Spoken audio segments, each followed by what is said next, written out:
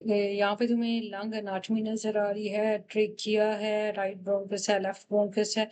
ये जो सारा यहाँ पे टेक्स्ट लिखा हुआ है, क्या तुम इसे एक्सप्लेन कर सकते हो? बिल्कुल, तो जो कुछ आप देख रहे हैं, यहाँ पर आपको फेफड़ों की एनाटॉमी के बारे में बताया जा रहा है। जैसे कि ट्रेकिया जो आपके गले से फेफड़ों तक हवा ले जाती है, फिर दाएं और बाएं ब्रोंकस जो हवा को दाएं और बाएं फेफड़ों तक पहुँचाते हैं। सीधे लफ्ज़ों में, ये तस्वीरें और मतन आपको फेफड़ों की साख्त और उनसे जुड़े सभी हिस्सों के बारे में समझा रहे हैं।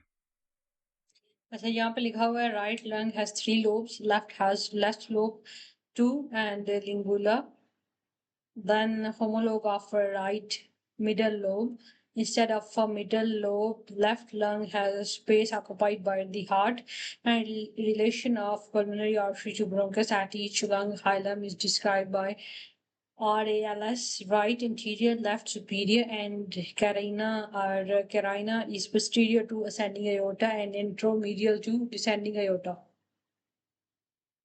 अच्छा, तो आपको इस टेक्स्ट में बुनियादी तौर पर ये समझाया जा रहा है कि दाएं फेफड़े में 3 लोब्स होते हैं, जबकि बाएं फेफड़े में 2 ही लोब्स होते हैं और एक हिस्सा जो दिल की जगह के लिए होता है। ये जो आरएलएस है, इसका मतलब है कि दाएं जानिब पल्मोनरी आर्टरी ब्रोंकस के सामने होती है और बाएं जानिब ऊपर की तरफ। कराइना के बारे में भी बताया गया है कि वो असेंडिंग ओरोटा के पीछे और डिसेंडिंग ओरोटा के आगे की तरफ होती है। सिंपली बोलूं तो ये टेक्स्ट आपको फेफड़ों की एनाटॉमी और उनके आसपास के ढांचे के बारे में समझा रहा है। अच्छा जी, जो RALS है ये तो दोबारा एक्सप्लेन करो, राइट एंटीरियर और लेफ्ट सुपीरियर का क्या मतलब है? बिल्कुल, तो ये जो आरएएलआई है, इसको समझना निस्बतन आसान है। ये बस एक याद दहानी का शॉर्टकट है। इसका मतलब है कि दाएं जानिब पर पल्मोनरी आर्टरी ब्रोंकस के आगे एंटीरियर होती है और बाएं जानिब लेफ्ट पर पल्मोनरी आर्टरी ब्रोंकस के ऊपर होती है। यानी दाएं तरफ आर्टरी ब्रोंकस के सामने है और बाएं तरफ ऊपर की जानिब है। अच्छा, और कराइना का क्या लिखा हुआ है कि carina is posterior to ascending aorta and anteromedial to descending aorta. तो यहाँ जो आपको लिखा हुआ नज़र आ रहा है वो यही समझा रहा है कि कराइना की पोजीशन क्या है। ये कराइना जो है वो असेंडिंग ओरोटा के पीछे यानी पोस्टीरियर होती है और डिसेंडिंग ओरोटा के आगे की तरफ यानी एंटेरोमीडियल होती है। तो सीधे लफ्ज़ों में ये बस फेफड़ों की एनाटमी के हिस्सों की जगह के बारे में बता रहा है। अच्छा, आगे उसने कहा है कि right lung is a more common site for inhale foreign bodies because right main stem bronchus is wider, more vertical and shorter than the left if you aspirate a peanut. बिल्कुल, मैं इसकी वजाहत कर देता हूँ। यहाँ पर यही बताया जा रहा है कि राइट ब्रोंकस आमतौर पर ज़्यादा सीधा और थोड़ा सा वसी होता है। इसलिए अगर आप कोई चीज़ जैसे मूंगफली वगैरह गलती से सांस में खींच लें तो वो ज़्यादातर दाएं फेफड़े में ही जाती है। अगर आप सीधे लेते हैं तो ये आमतौर पर दाएं फेफड़े के निचले हिस्से में चली जाती है और अगर आप सीधे बैठे हैं तो भी यही होता है।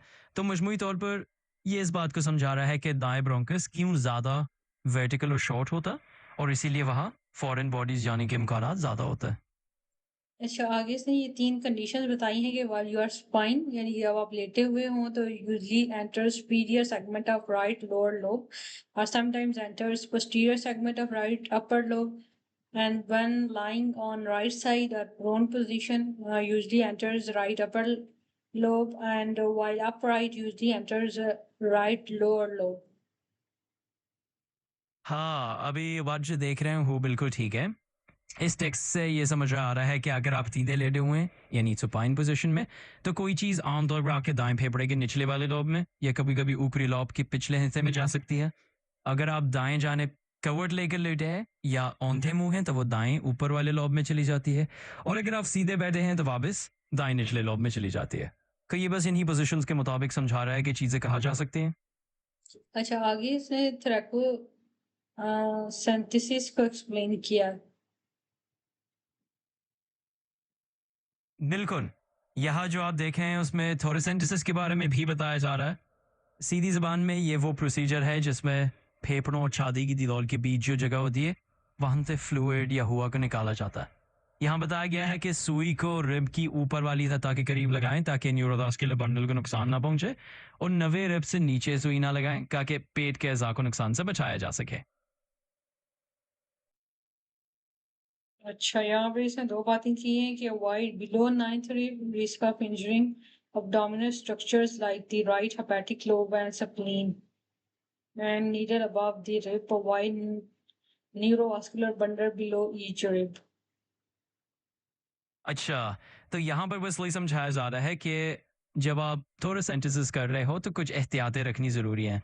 मसलन आपको सुई नमी पिसली से नीचे नहीं लगानी ताकि आप पेट के अंदरूनी हिस्सों जैसे जिगर वगैरह को नुकसान ना पहुंचाएं। और दूसरी बात कि आपको पिसली के बिल्कुल ऊपर की तरफ सुई डालनी चाहिए ताकि न्यूरोवास्कुलर बंडल जो हर पिसली के नीचे होता है उसे कोई नुकसान ना हो। तो ये बस कुछ हिफाजती उसूल है जो इन्होंने दिए हैं ताकि ये प्रोसीजर महफूज तरीके से हो सके।